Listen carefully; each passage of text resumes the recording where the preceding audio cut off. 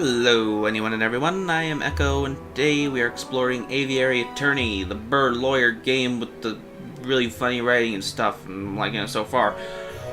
Right now, we are trying to cross-examine the bird artist. I forget his name because he's stupid. Nobody likes him.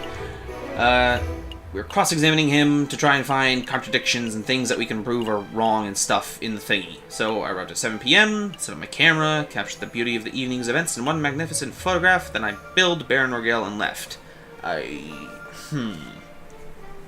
So he claims the picture was taken at 7:30, so that seems consistent. If he shows up at 7, it could have taken him 30 minutes to set up and take the picture. The bill from Baron Rorgueil doesn't seem relevant to anything. Although maybe if we asked him to present the bill, maybe the bill would have a timestamp on it? I don't think so, though. I don't know. Bills don't usually have timestamps on them, right? Oh, well. Okay, set up the camera, capture the photograph. We know the photograph is wrong. That one of them was edited, but we don't know which one because, and we can't just show it up there because we stole the photograph. But let's ask about the photograph. Okay, let's take a closer look at this photograph. I see a mistake in the photograph. Why is it in black and white? Never mind. A mistake in the photograph. Maybe we can just point out the hands, and maybe that'd be good enough. Just to clarify, Monsieur Robbinio, photographs are a direct reflection of reality, are they not? That is correct. The photographic process leaves no room for bias or inaccuracies. That is most curious, because I see a mistake. A mistake? Impossible. I just told you, monsieur, the camera is a perfect, unbiased device. The photographs it produces are flawless. Falcon, I'm not seeing any mistakes. Perhaps you could be more specific? Certainly. Look at an area of the photo. Oh, yeah, right there, the hands. Oh, it's okay. Well, hands.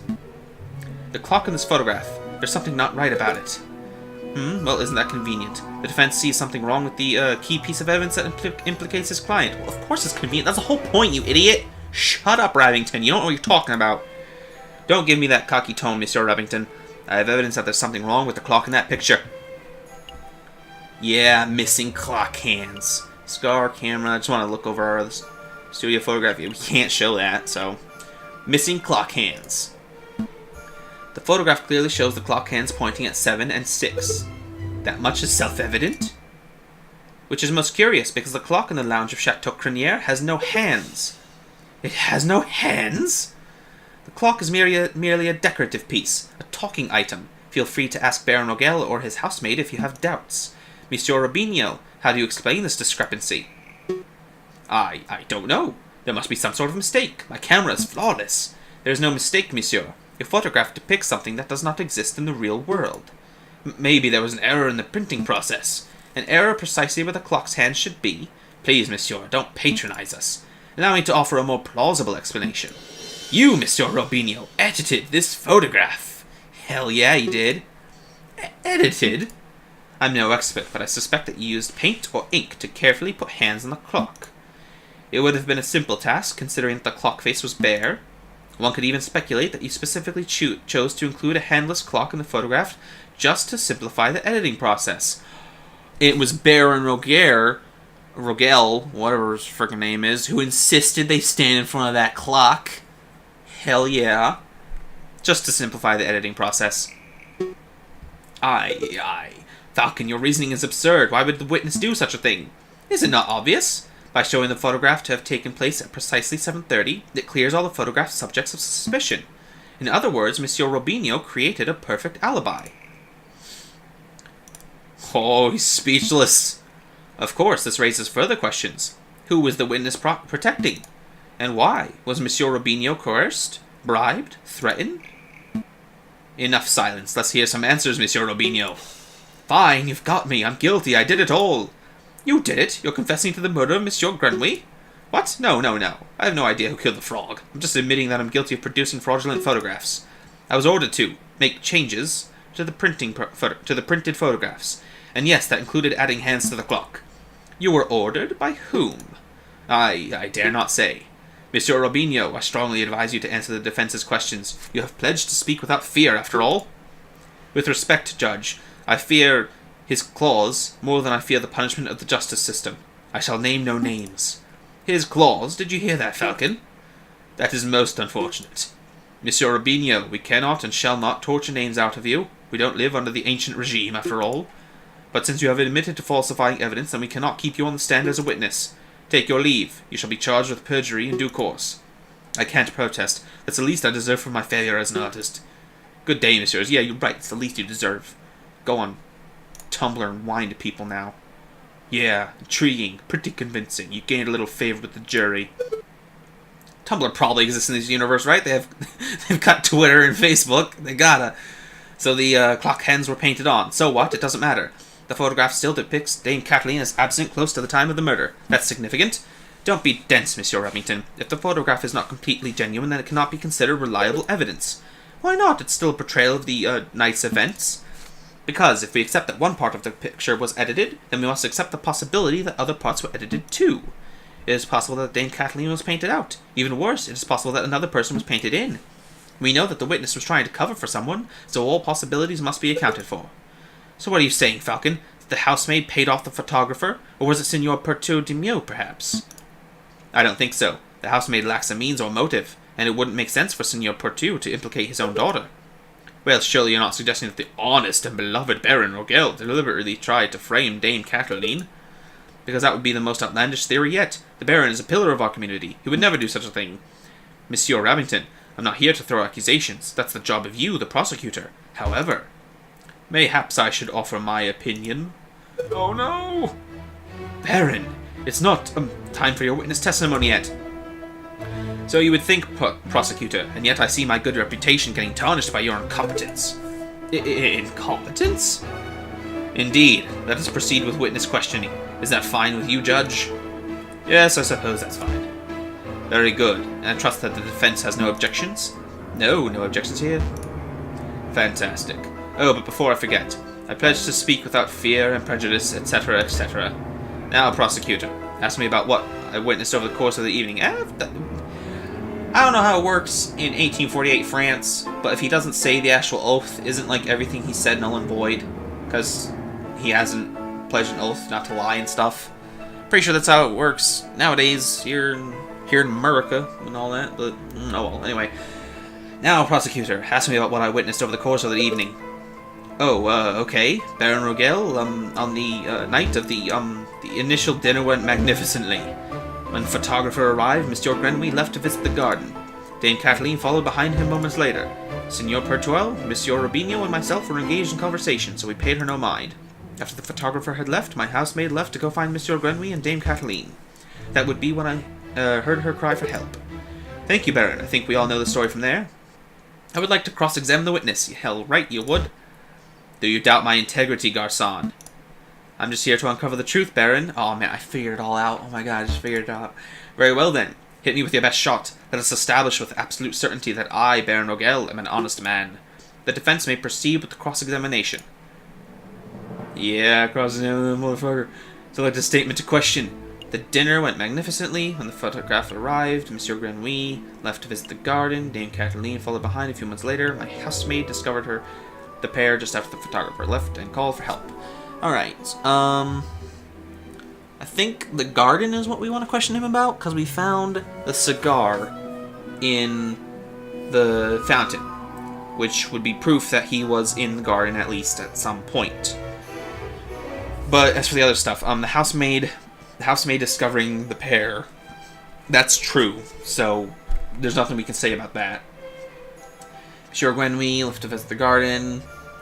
There's nothing we can really ask about him. He wasn't in either of the pictures, so there's no reason to, there's no reason to, like, suspect he did anything that would have, like, whatever. Anyway, the dinner went magnificently. He's obviously lying about that, because the silverware was stolen, so they all had to, eat with their paws, but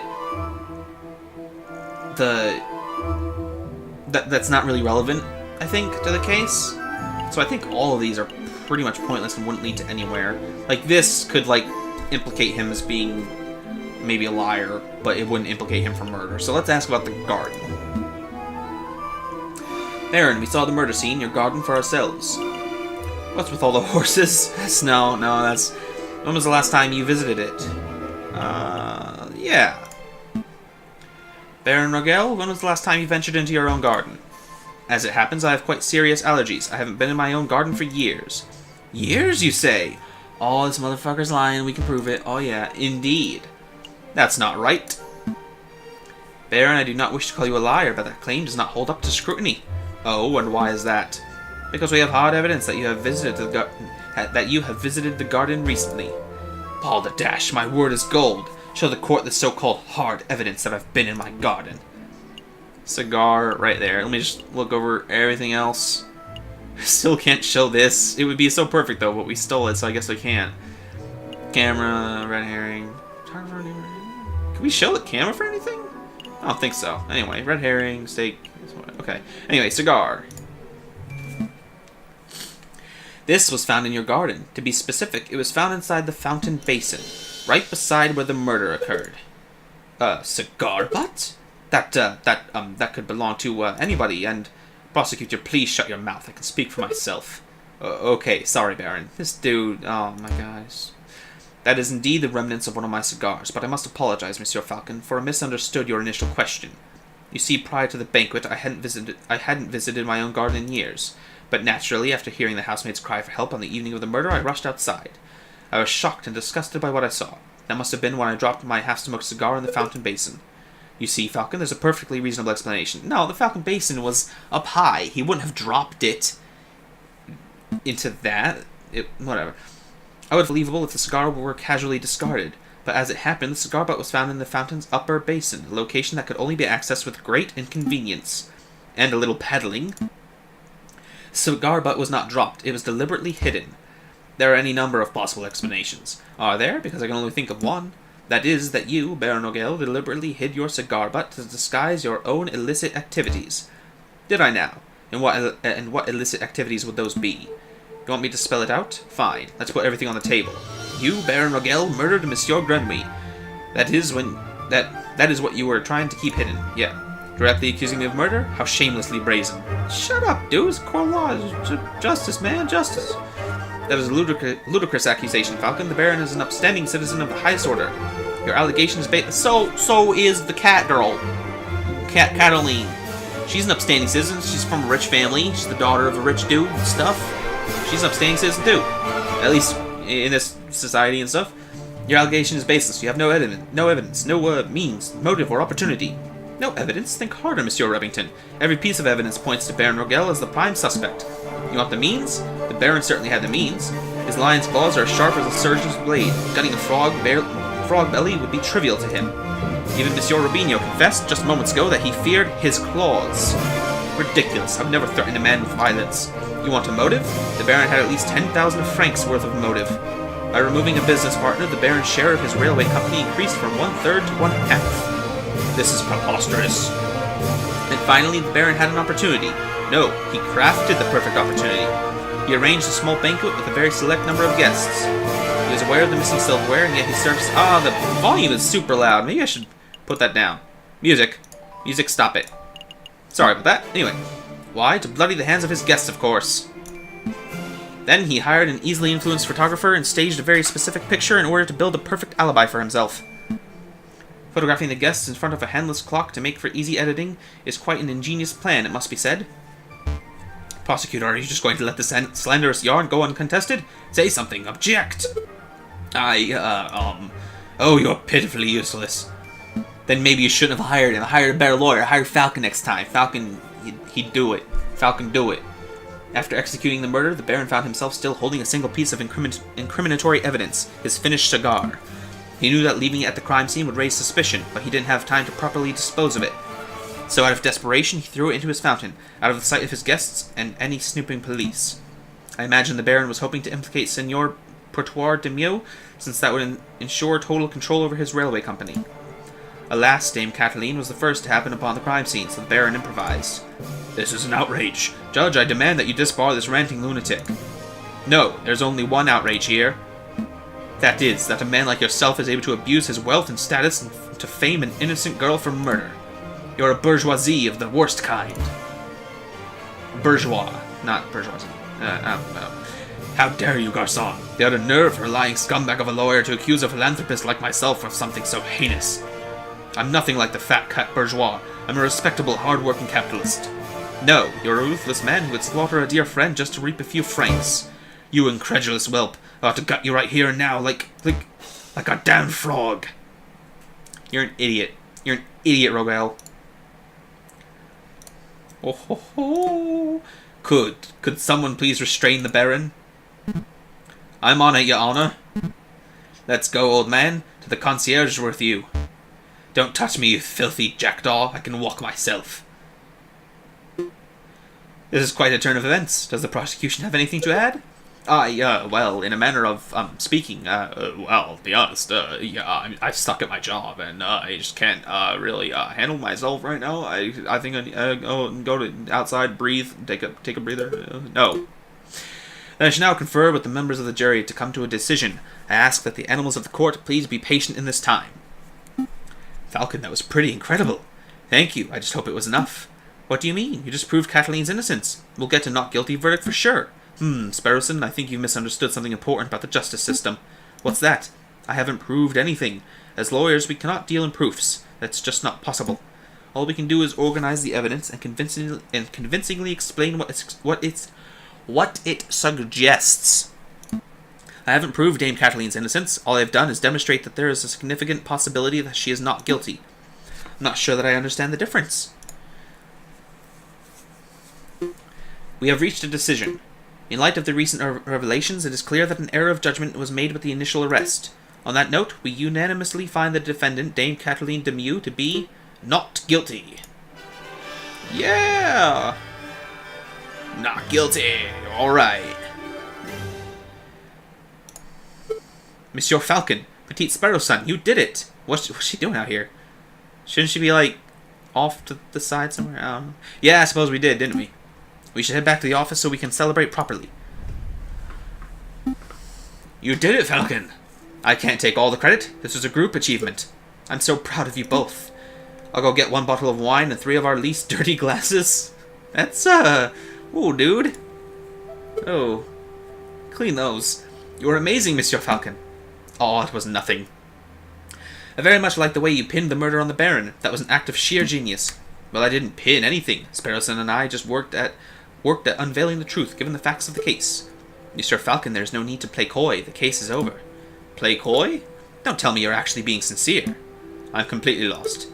Oh, wow. I thought the goody-goody thing was an act, but you actually don't know. All right, I'll spill it out for you. Oh, are you kidding me? What? What? I murdered Monsieur Grandville. Oh, no. I saw him in the garden, all drunk and vulnerable, and I seized my opportunity. It was nothing personal, just business, you understand?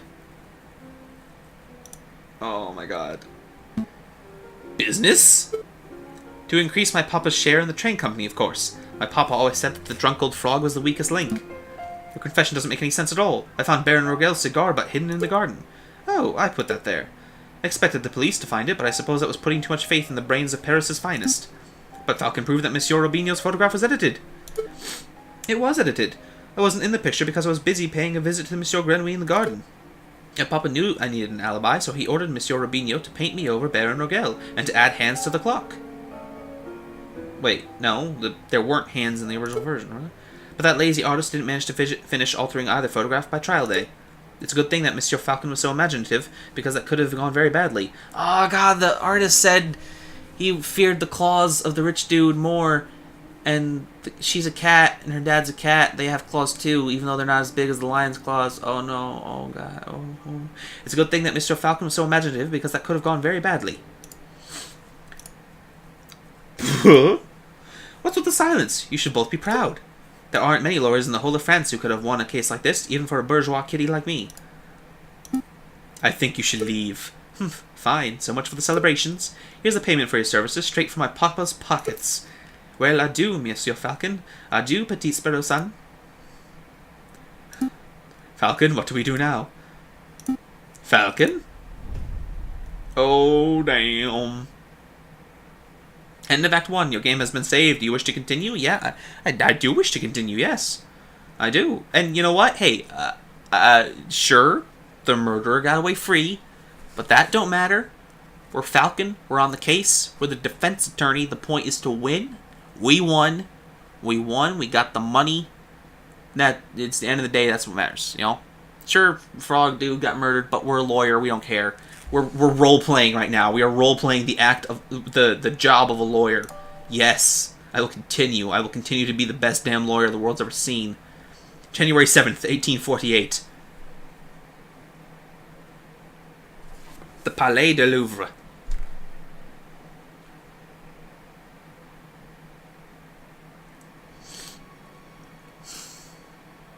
Let us be reasonable, senors. I am sure that this is a simple misunderstanding. Uh-oh. There's no misunderstanding. In the name of the king, arrest that Spaniard. Racists? Wow. Act 2, a fox among wolves.